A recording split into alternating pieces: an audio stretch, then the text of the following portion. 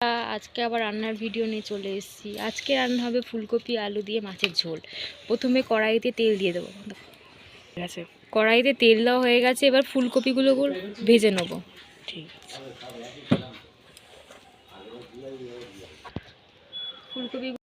ফুলকপিগুলো কড়াইতে দেওয়া হয়ে গেছে। এবার একটু ভেজে নেব ভালো করে। এবারে সামান্য একটু নুন দিয়ে দেবো। এবার সামান্য হলুদ গুঁড়ো দিয়ে দেবো।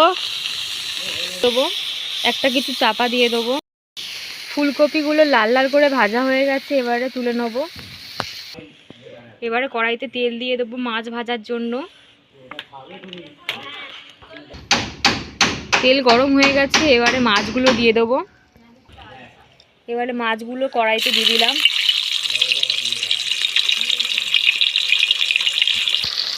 মাছগুলো কড়াইতে দেওয়া হয়ে গেছে। এবার লাল লাল করে ভেজে নেব। মাছগুলো লাল লাল করে ভাজা হয়ে গেছে। এবার তুলে নেব। সব মাছগুলো ভাজা হয়ে গেছে। এবার কড়াইতে পেঁয়াজ আর কাঁচা লঙ্কা দিয়ে দেবো।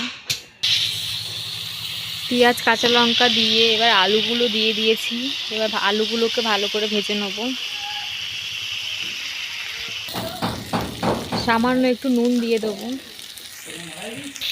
আলুগুলো ভাজা ভাজা হয়ে গেছে। এবারে কেটে রাখা টমেটোগুলো দিয়ে দেবো। হলুদ গুঁড়ো দিয়ে দিলাম।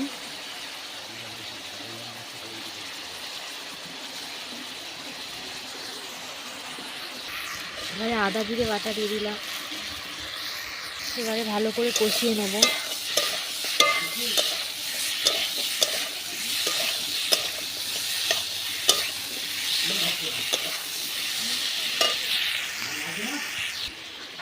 এবারে ভেজে রাখা ফুলকপিগুলো দিয়ে দেবো। ফুলকপিগুলো দিয়ে দিলাম।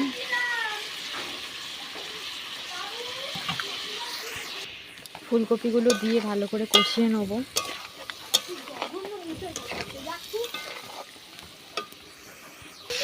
ভালোভাবে কষানো হয়ে গেছে। এবারে জল ঢেলে দেবো।